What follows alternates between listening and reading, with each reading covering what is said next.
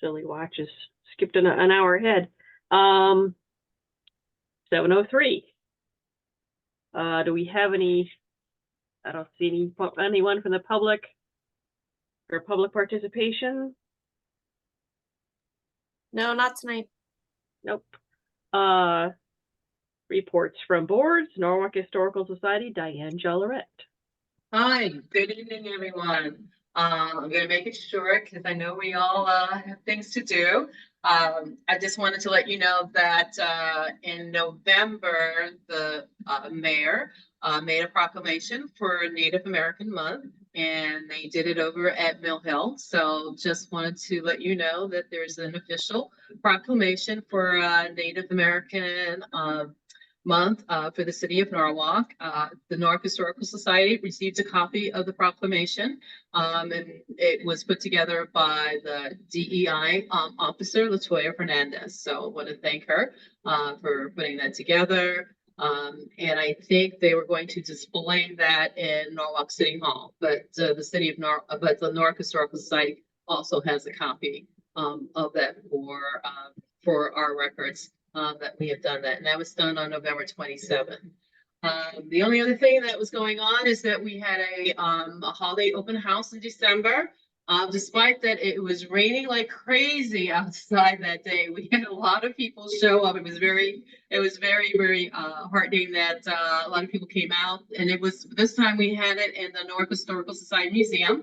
And the last 2 years we had done it over at Mill Hill. It was great to see a lot of new faces and new people who were very excited to come out in between the raindrops. And so we'll be doing this again soon. So I hope to see, some of our more of our common council people coming out to visit. The only other thing is going to be happening, January is coming up, and we are going to start forming a committee to start working on the 250th anniversary of America. So that is happening in 2026. But we're going to need a couple of years to get all our ideas and plans together. So in January, we're going to start forming a committee to figure out what we're going to do for the city of Norwalk. So the state already has a commission formed, and obviously nationally, they start forming the committees a couple of years ago. So you'll start hearing more and more about that. But that's it for my report this evening. Any questions? Anyone? All right. Thanks, Diane. I don't see anyone from Lockwood Matthews Mansion here. Nor David. Haven't heard anything from the buildings people, so we can skip to old business.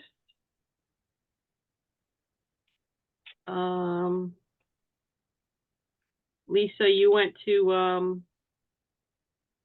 City Hall to talk to Alan Lowe?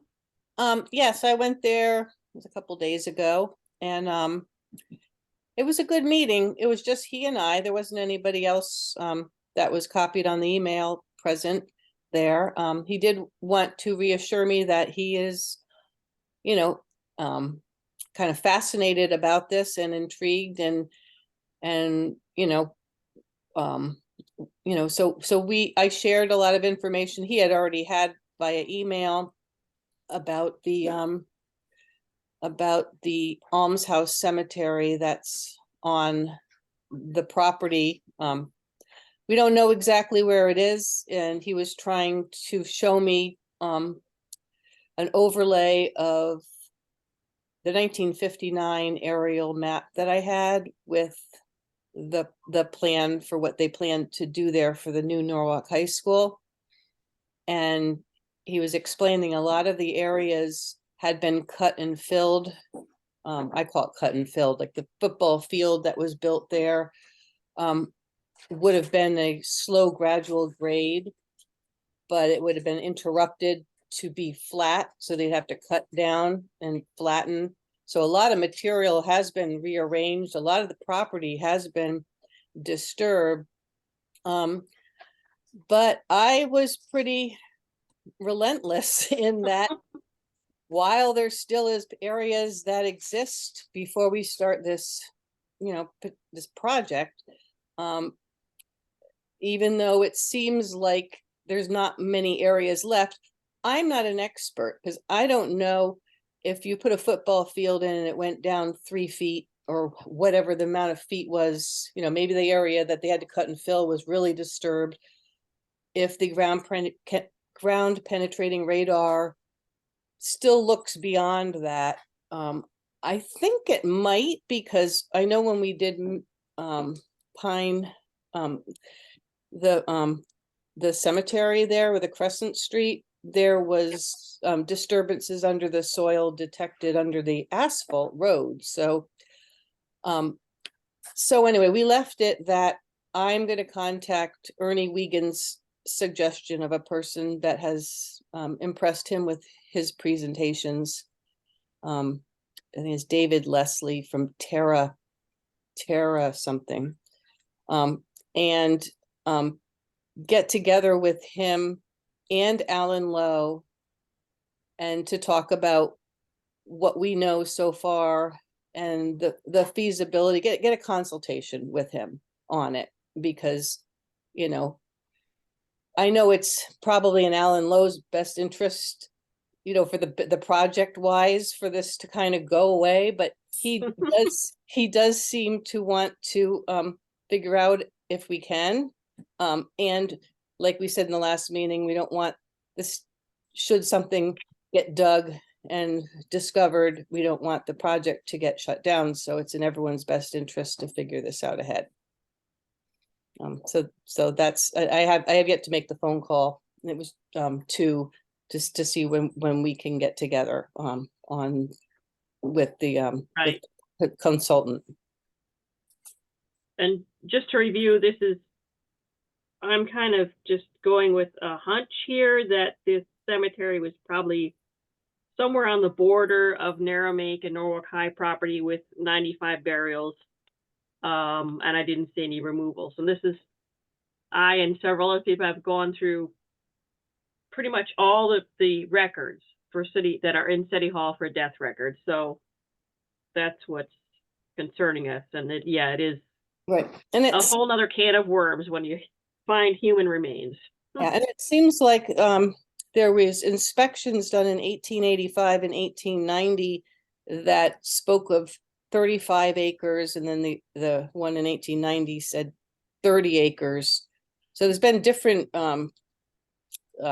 acreages mentioned, like in newspaper articles, of 10 acres, 13 acres. But so that's the other thing, is to know what the boundaries were, and it's a little difficult because it belonged to this city or town of Norwalk, now city of Norwalk. So there's not a lot of maps or data about it. When I went to the tax assessor's office, the older maps, he said they didn't have any there. He said, check with Alan Lowe. So while I was there with Lowe, I said, do you have these older maps that might have an indication of where things were? But I didn't seem to think that they had them there. But anyway, that was a little bit of a question. I don't know where they would be. Maybe they're with when the school was built, whatever those files are. Yeah. But that's the other piece of the puzzle, is to know, what the extent of the boundaries were. But it was a working farm. The almshouse was a working farm, so they had a lot of farmland there. That was, so they had to work in order to stay there. Yeah. Um, Yeah, they had pigs, I guess. I don't know what kind of crops they grew, but that was my assumption. But I guess that yeah, it kind of went out of style in the 20s because there weren't too many people that had farming background were being accepted anymore. right. But it is interesting in the book, the 250th celebration of Norwalk, by Samuel Weed, speak of so many different groups and what they did, and the churches. And I scanned through the whole book and all the cemeteries that existed. This is like 1901, and not one mention of Almshouse Hmm. Cemetery or any church group talking about how they've helped, the almshouse or the Hmm. people there. It's just interesting. There's just no record of this, but except in the town, in the city records with the death certificates, the death that says that people were buried in the almshouse cemetery. So, yeah, I guess that wraps it up for this For now. chapter of the almshouse. Um, do we have any new business? Oh, the calendar voting on the 2024 calendar are scheduled for 2024. Michelle, do you have that for us? It's probably just, Sure, I'll bring it up. Yeah.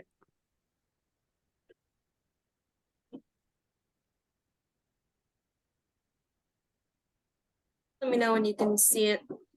Yeah. Yep. So just one clarification with the caret with the 2, it was just a subscript saying that this wasn't your regular meeting time, it was the holidays that got moved up, just to clarify that. okay. If there's any confusion. And then, yeah, it's just your regular meeting times for next year. So I guess we need a, what's it called? To vote on this? So we need to make a motion to accept. Yes, I don't know why I can't remember that. Who would Okay. like to make, okay, Mark I'll make a motion to accept the calendar as presented. and Barry is our second, I think. Yeah. Yes. And all those in favor?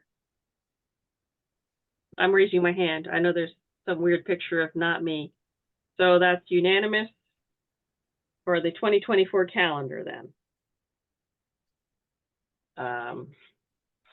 Next up is the approval of November 15th minutes. I found a few typos. Under buildings, it said it should say the, instead of, I forget what the word was.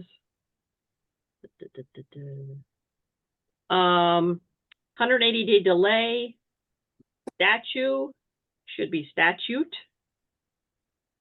I think preservation trust should be capitalized. And also boundaries should be boundaries. And there are needs that need to be add a word there, and boundaries is in 2 spots.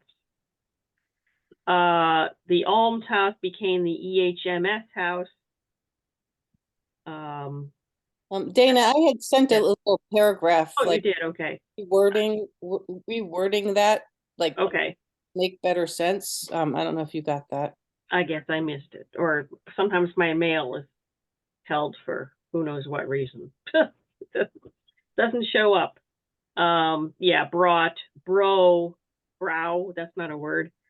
So that's what I found needed to be done to the minutes.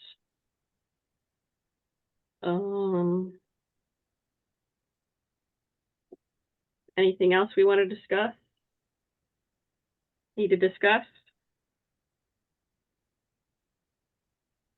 Oh yeah, do we approve of the minutes? Or do we have to approve them with those changes? Liz, you're muted. I have to abstain. I wasn't at the Oh, meeting. okay, right, yes. Anyone else? Make a Favor? motion to approve the minutes as amended by Dana and Lisa. Okay, so I approve. Do you, Lisa, Barry? Um, Okay, I so that's, as amended. yes, as amended. We approve of the November, whatever day it was, meeting, 29th.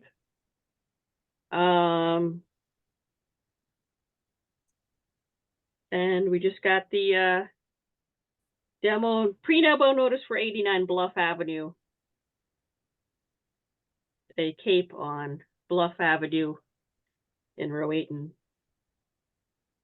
Yeah, I was a little confused by that notice. I see that it was addressed to the Connecticut Preservation Trust. Hmm. I don't know. It's I like we haven't- copied on, it was addressed to the Connecticut Historic Preservation Trust. I haven't. Yeah, I get the notices in different capacities. Sometimes I'm copied on it and it's for like a different entity. Like I got that, I chose an email with that notification just to forward on to you. Steve had also forwarded my director at planning and zoning. So, nonetheless, it should make it to you regardless of just that header. Right, but if somebody involves the Connecticut Historic Preservation Trust, is there a sort of a different way? I mean, I've never seen that before. Usually it's just with us. Yeah, I'm not sure why they had reached out unless maybe I haven't done any research on it or anything, but maybe if it's on a list and it was on their radar or they've been working with them already, possibly. Okay, I was just wondering. Yeah, I'm not too sure.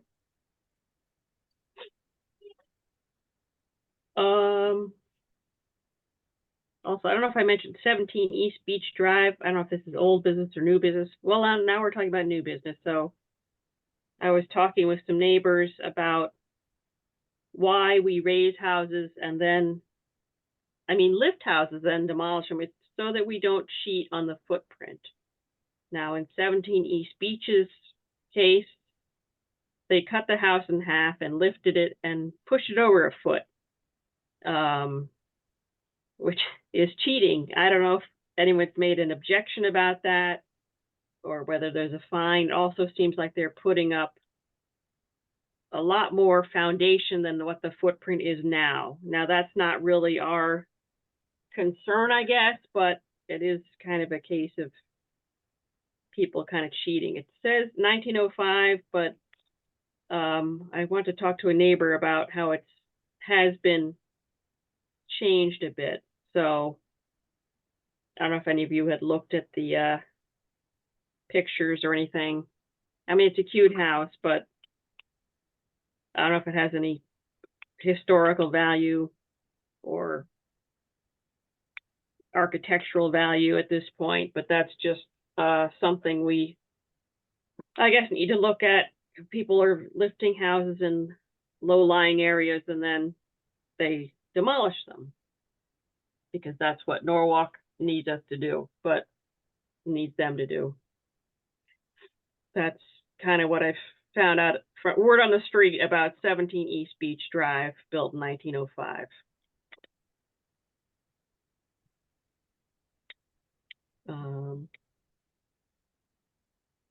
I think that we've come to the part where, well, usually Eric is the eager person, but maybe Mark will be the person to make I see him smiling about making a motion for adjournment.